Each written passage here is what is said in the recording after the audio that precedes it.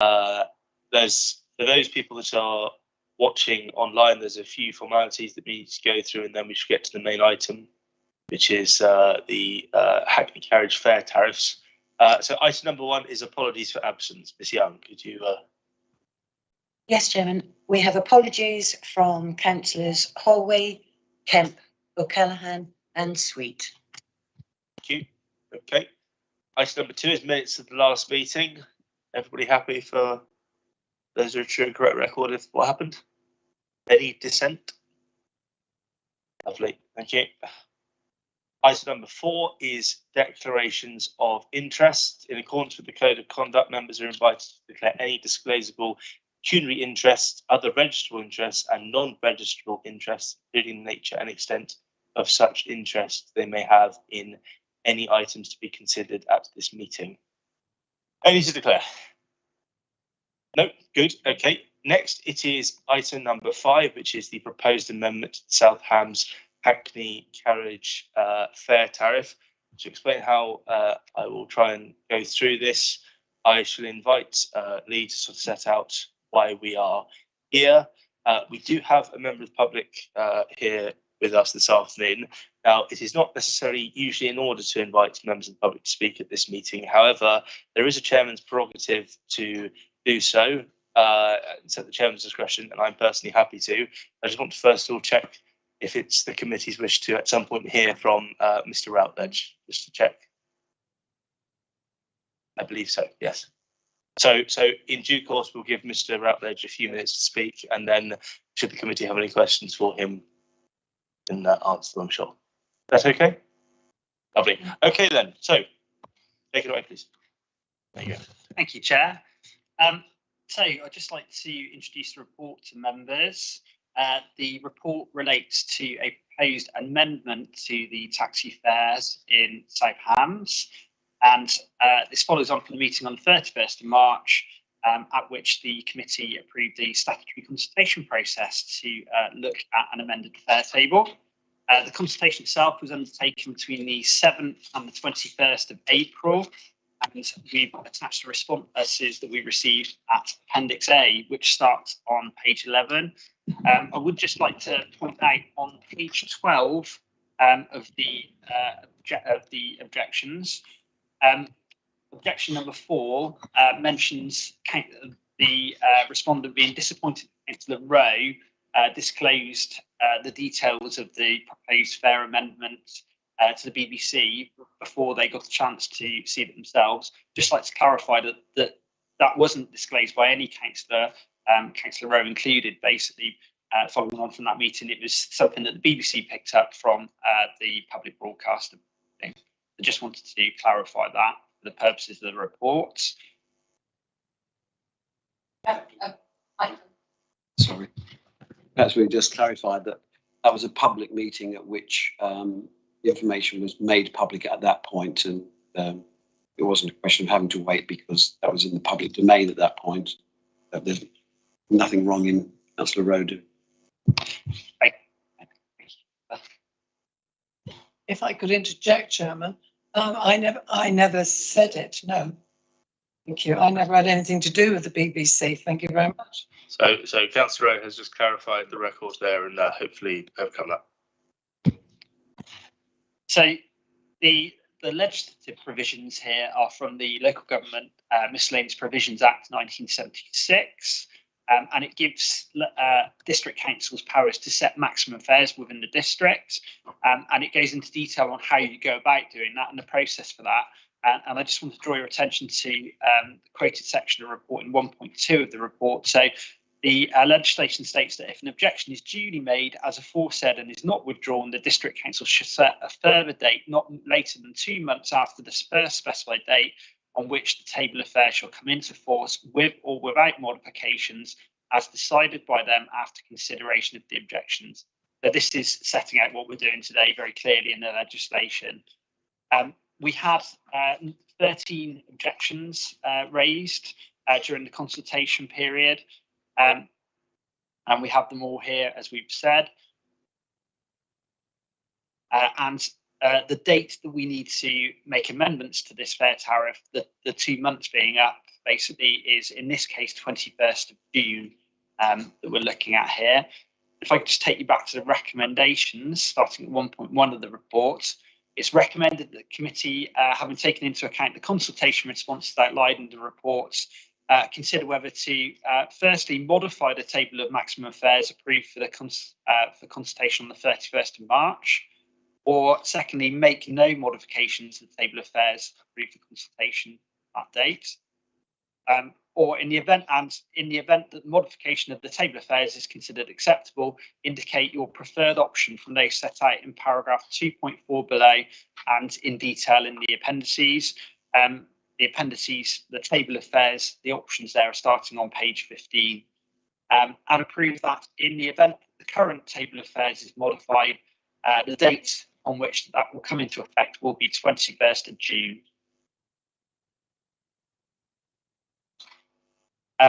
The objections that we did receive related to three main areas.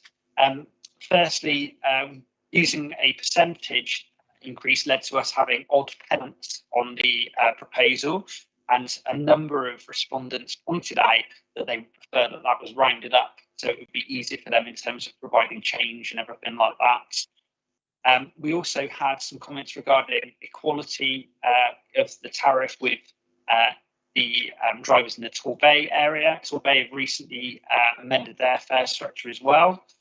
And there was also a couple of questions regarding tariff 3 being less than tariff 2.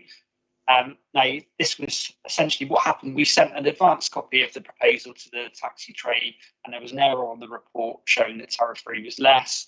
We clarified that with them once the error was made aware. We were made aware of that, and it was the 14-day statutory consultation notice was rectified along those lines. So we covered that off in that respect.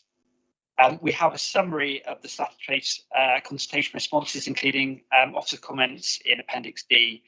So we've responded to those comments in full there, and we've developed 4 potential options for the table of maximum fares to be amended. Firstly, the figures from the 12.1% rise rounded to the nearest 5 pence, with the flag rate set at £3, tariff 1. That's option 1. Secondly, 12.1% rise across the fare table based on the CPI inflation figures. This was the scheme that was approved on the 31st of March. So this is your option to carry forward with what you agreed last time. Thirdly, the figures from 12.1% rounded up to the nearest 5 pence, with the flag rate set at £3.10, tariff 1. And the fourth potential option is the figures from 12.1% rise rounded to the nearest 5 pence, with the flag rate set at £3.20. And we've given a detailed breakdown of those options in Appendix B, starting on page 15. We've included how the manipulation of those figures and the changes that we've made affect the 2-mile fare rate, and at 5 miles. We've also included details of where that would put the South Hams tariff in terms of the Devon League table of taxi tariffs, and how it would impact that nationally as well. So it's not easy to manipulate these figures and to kind of work this out, basically, but I hope that those tables will assist your deliberations basically in identifying an appropriate option. We also had, in addition to the consultation responses received within the statutory consultation period, we had a further detailed response that was received from Totnes Taxis Limited on the 25th of May. Totnes Taxis Limited did respond within the consultation period, but this was a further detailed response in addition to their first response to us, basically acknowledging the consultation process. The proposed way forward here is that the committee indicate its preference for one of the proposed options for fare amendment and approves a new table of maximum fares to come into effect on the 21st of June or beforehand if you see fit. I'm very happy to take any questions. Thank you. Thank you very much. Any questions for the officer at this point? Councillor Pan. Thank you. I quite understand why the drivers wish to round up. I really understand and have sympathy with that and all that. Can you just explain what the significance of the differences on the 3 flag rates that are setting up as options of £3 and £3? where they stand in both, what they actually mean and where they stand in relation to inflation. Yes, so what we have, so if I could draw your attention to page 15 of the report, I appreciate it might look a bit small in the report pack. So this is, we've produced a spreadsheet. So what we've done is we've looked at the cost, and we've also indicated the percentage increase from the existing taxi tariff that we have here. So for option 1, with the flag rate set at £3, that would equate to a 7.1% rise on the existing flag rate, which is £2.80. Sorry, could you repeat that? A rise of 7.1%. Okay. So what we've done there, so what was agreed on the 31st of March was a flag rate of £3.14.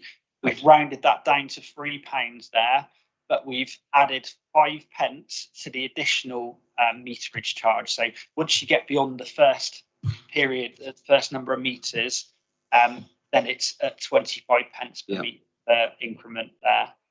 So that brings the 2 mile rate out at £6.88 as compared to £6.86, which is what it would have been if we go with option 2, which is the 12.1% rise that you agreed last time.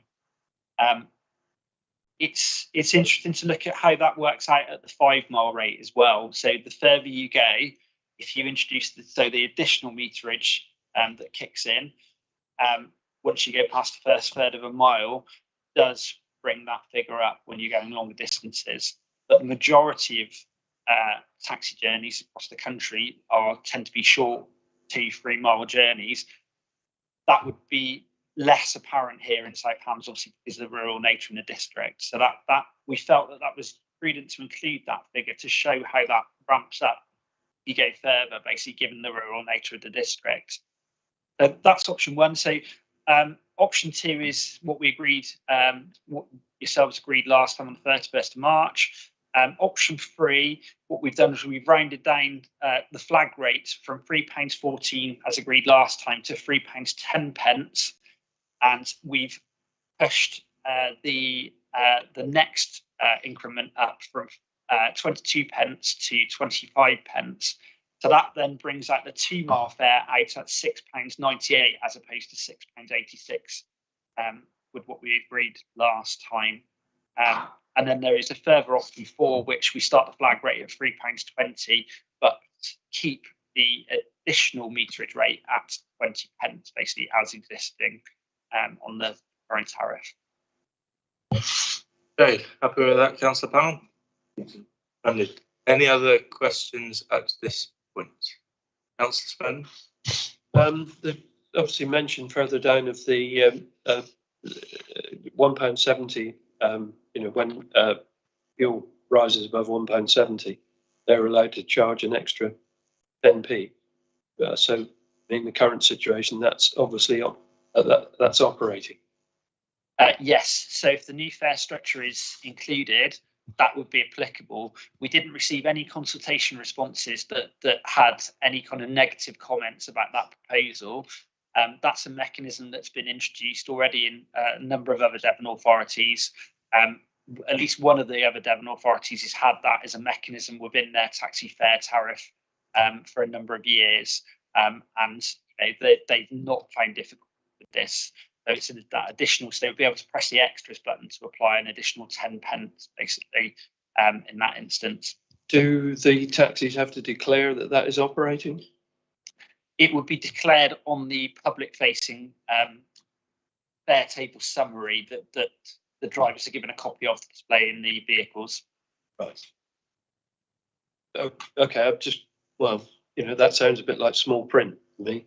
I just wonder whether if that is operating, it might be, slightly more, obvious to potential passengers. That's quite a reasonable question. Yeah. Councillor Rowe.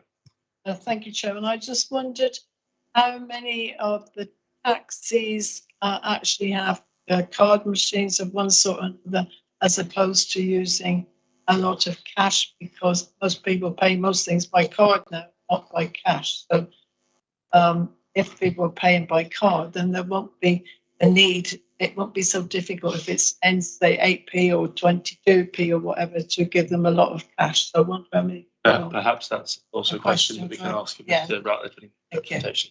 If you've got anything you to Thank you, Councillor Rowe. There was a comment regarding use of card machines within the responses. From our anecdotal conversations with the trade in the South Hams area, it would appear that because of the rural nature of the districts, that the use of card machines can have difficulties because you don't always have the sufficient reception in order to use those devices. If it was a more urban area, then the uptake would be much higher. But there are some practical difficulties regarding reception in the South Hams area. So it may not be applicable to all drivers and all journeys. Okay then. All right. Well, any further questions at this point? Okay. So just for the benefit of Councillor Hodgson in particular, obviously we don't usually have members of the public speaking at this meeting, but at the beginning of the meeting, I did say I used the chairman's discretion to allow Mr. Routledge, who is here to speak, and the committee said that outside. I just want to check that you're, yeah, lovely. Okay. All right. So, Mr. Routledge, if just when you start speaking, you can confirm who you're from, basically, and the trade that you represent. But you're welcome to make representations for a few minutes, and then should the councillors have any questions they wish to ask, they will do. Well, I'm Alan Routledge. I'm one of the directors of Totnes Taxis Limited. When this consultation first started, I went round and canvassed as many of the drivers as I could. I believe I had 50 something out of the 130 drivers there are in South Hams. And we requested what was equivalent to, I believe, something like a 20% increase as opposed to the 12. With the question of the card machine, you're quite right. It doesn't work everywhere. I mean, all my drivers do have card machines, but on occasions, if they're in a particular area, it just doesn't work. So there is a difficulty there. Not thinking that I was not going to be allowed to speak today, I'm afraid I didn't bring any of my notes with me whatsoever. I thought I was just here to listen. And you're discussing at the moment the actual rate rise. And I think the most sensible one is the last one, where you leave it at 20 pence, which currently is every 170 yards, but reduce the yardage to whatever is appropriate. So as far as you're concerned, as we look at our agenda papers, your suggestion is on page 15, we're looking at option 4. Yeah, Right. I did submit, which I hope everybody got, notes on the reasons why we wanted an increase in the first place, and our reasoning of asking for tariff 3 to be reintroduced. So, you know, there's more than just the tariff 1. Okay. But leaving that at option 4, leaving it at 20 pence, with a £3.20 flagfall, I believe would be the most sensible option. I think the drivers would all accept that quite happily. Thank you. Okay, so councillors, have you any questions to ask of Mr. Routledge? I will just ask one before other councillors come in. Councillor Smurden mentioned the signifying to passengers when they begin their fare about the extra added rate given when fuel prices I'm afraid are. I couldn't actually hear what he was saying. Well, Councillor Smurden, do you want to repeat your question then, please? And Yes, you know, there's provision in there for drivers to charge an additional 10p once the price of fuel goes over £1.70. It says so in the. The additional 10 pence Yes, per trip. yes. I was just wondering whether it's able to be made more prominent, or you know, within the cab, or whether the driver, you know, when the driver takes a fare, he actually points that out. I think it would be. I don't know of any single driver that would bother to put 10 pence on the trip. To us, it doesn't make any sense. 10 pence added to a trip, regardless of whether that trip is of 2 miles or 40 miles. It's 10. I'm looking for it here. Can the officer help me out? It's 10p.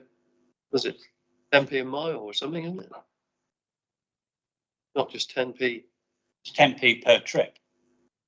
It should be Sorry. related to the distance travelled, surely. Yes, that was it. 3.1.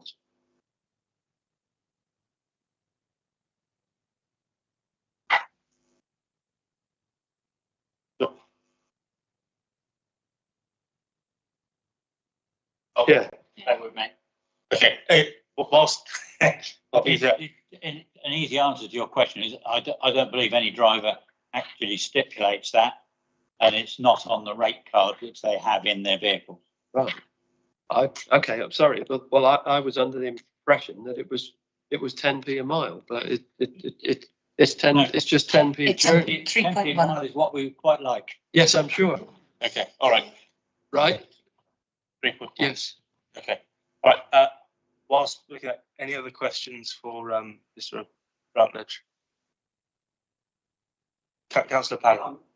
So you're asking for option 4, but the option 4, some of the distances seem to be very little or no, or not much of an increase. I'm trying to. Well, ideally, Yeah. we would like the increase that we put forward in the suggestion, and I'm really sorry, but as I said, thinking I wasn't going to speak, I haven't got my notes in front of me of what I suggested. Not averse to that, but can somebody explain to me why the increases for 2 and 5 miles seem to be quite low? Option 3, the increase Well, on perhaps it's better that we defer to the officer on this point then. So if you want to answer the original question, Councillor Spurs, and clarify. Yes. Please. So the tariff is made up in a number of different ways, both on the distance travelled and on waiting time. So what we've got, the way that it's structured here in South Hams is that the flag rate, so the initial rate, is for any distance up to 880 yards. So currently that's £2.80. And then for for each additional 170 yards, there's an additional 20 pence charge. So that each time we're going over those 170, the meter is applying that basically, and officers go off and check meters for accuracy based along those increments. So as the further you travel in that vehicle, then the more 170 yard intervals that you're passing, and therefore the more 20 pence, 25 pence additions to the meter are going to be applied to the cost of the journey, if that assists. Okay, Councillor Thomas. Yes, thank you, Chair. Because my follow-up from that is that looking at it and thinking about the topography and the Southampton in general, you would have thought it would have been in the better interest of the taxi drivers to be looking at option 3, whereby a 5-mile journey receives a higher rate of remuneration because the add-ons are 25 pence. Yeah, but I just, if you think. What I want to do is, I want to almost in a planning style element to the meeting. I want to make sure that we've got questions to Mr. Routledge done first before we sort of go into the debate proper. So, is there any further questions for Mr. Routledge at this point? And then we can certainly begin debating. Yeah, thank you, Chair. Mr. Routledge, would you be advising, from your point of view as somebody who works in the trade, would you be advising members of the licensing committee to look upon 2 miles or 5 miles as the sort of journey that would represent an average for Southampton taxi drivers? The industry standard is 2 miles. That is across the board, right over the whole country. When the PHTM magazine assesses each area, it does that over a 2-mile journey. If you're saying what is the standard, that would be very difficult at Hams to assess, because you're taking sometimes a trip to Salcombe with a trip down to Morrison's from the Plains. It's very difficult. But I would have said 5 miles was probably a more likely. Okay. Usual. Okay. So just a point of clarity from the officer, then I'll go to Councillor Hodgson.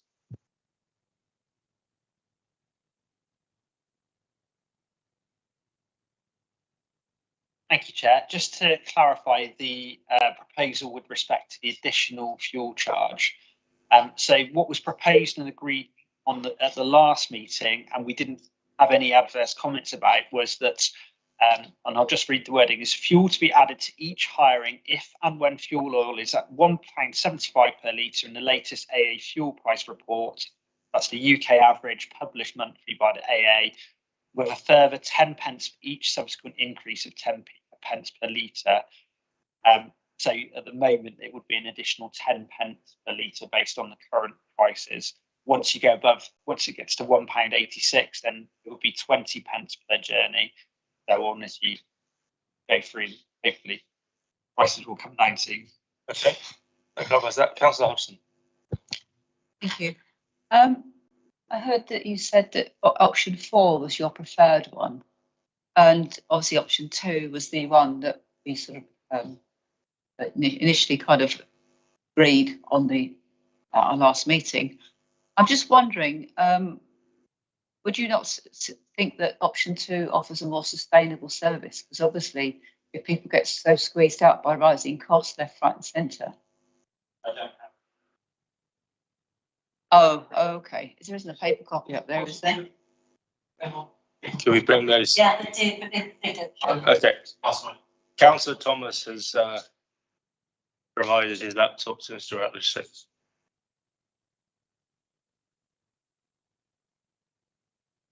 Okay, so whilst that's being, sorry, Mr. Rutledge, if you wish to answer that. Yeah. Again, at £3.14 and your meter going up in 22p increments, that means that the taxi drivers are going to have to hold 1p's and 2p's in their pocket, their change bag. You could achieve exactly the same figure by simply adjusting the yardage.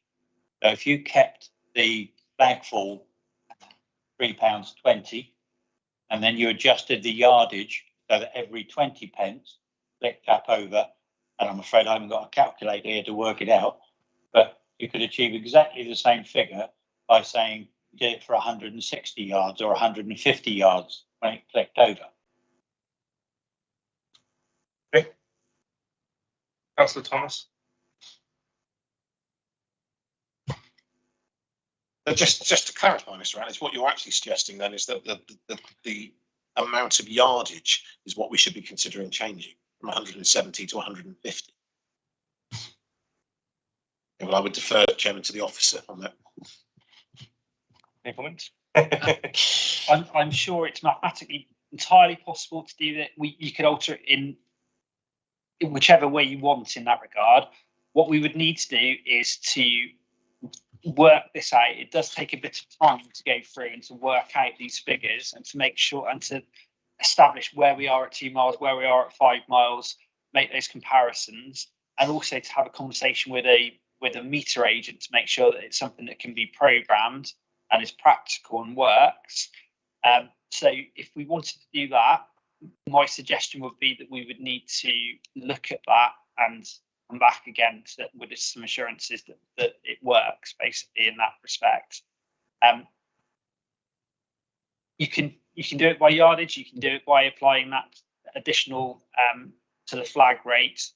I think what we've done here is we've sought to adjust it in that respect, looking at the percentage, because we were using the consumer price index and looking at inflation. So it's using that methodology. That's why we've made the adjustment to the flag rate and the subsequent distance charges, rather than looking just at distances. It would seem to us to be more a clearer process in terms of looking at it from the consumer price index. Inflation rises. So essentially, obviously, if we've carried through your suggestion, that is within the remit of this committee to do so.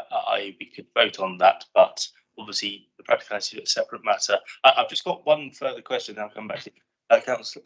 I just wonder if there's a kind of a national expectation or assessment system that so that, for example, for the regular punter who uses taxis all over the country, they wouldn't think, oh, it looks about the same, and then but because they didn't, as Peter pointed out, look at the small print and realise actually it's a much shorter distance that you're being the extra charges kick in at. there isn't anything like that that is kind of required, that normally everybody follows the same system. We're allowed to have a different. Okay, thank you. I just wanted to clarify that.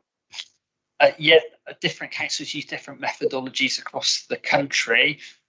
The methodology generally followed in South Hams was set out several years ago, and it takes into account all sorts of figures around the cost of running a vehicle, the average income in the area, and that sort of approach is fairly commonly used by district councils across the country, and it follows on from particularly Guildford Council had a way of calculating fare formulas, and many councils have followed a similar approach in including those costs. In terms of how the actual fare table is structured, whether it be yardage or whether it be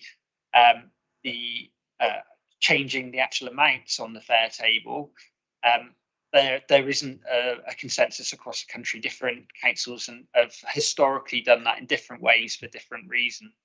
But no, thank you for the question.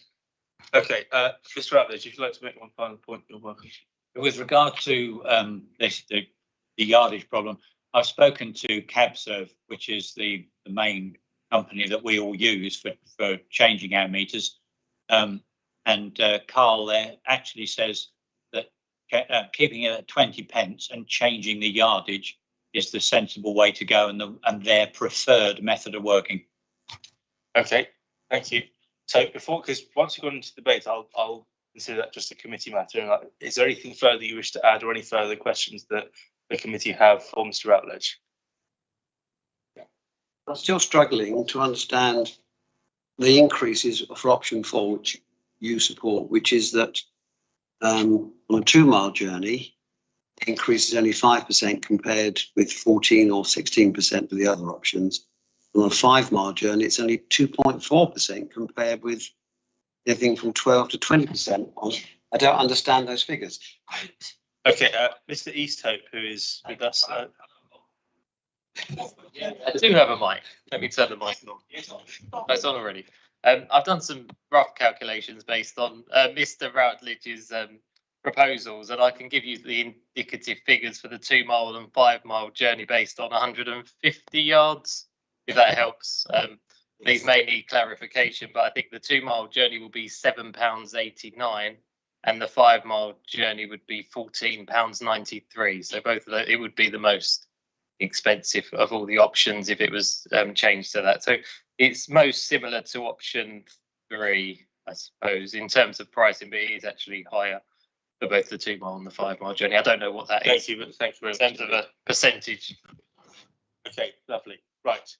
That sorts you out. Right. Okay, lovely. Right. Well, I'll thank you for coming and for making your representation and answering our questions, Mr. Routledge. It's very good of you. So what I want to do is I want to split this up a little bit, because obviously there's 2 different elements to the vote that we've got here. So we're obviously what we need to vote on. We're here to consider the outcome of the consultation. We must also consider, as part of our deliberations and in the way we vote, the way that the outcome will affect, to demonstrate that we've had due regard for various stakeholders who use the taxis in the South Hams. So the first, I want to take recommendation 1 to begin with. Obviously, you've got A or B, either to stick with what we've already agreed or to change it. So I want to steer from the committee as to whether or not you wish to modify the table of maximum fares approved for consultation on 31st of March 2022 as a result of the consultation response received, or make no modification to the table of maximum fares approved for consultation on the 31st of March 2022. Councillor Thomas. Chair, I move modification on the basis of the consultation process. Okay. That's seconded. Seconded by Councillor Smurden. Okay, so this is in favour of item 1A. All those in favour, it's been proposed by Councillor Thomas, seconded by Councillor Smurden. All those in favour, please. That's unanimous. Thank you. Okay, so the committee has agreed that it wishes to modify it. The next question is by how much? So the recommendation 2 is, in the event that modification of the table of maximum fares is considered acceptable, indicate their preferred option from those set out below and the detailed summary in the appendix, and approves that in the event that the current table of fares is modified the date upon which the modifications to the maximum fares take effect as of the 21st June. So the next question is, how much are we increasing it by? Councillor Thomas. Chairman, it would seem to me, on the basis of the information we've been provided by Mr. Routledge, that we actually have two options. One is that we listen to the opinion of the of those who work in the trade, but in so doing, that would involve us having to defer today's proceedings. And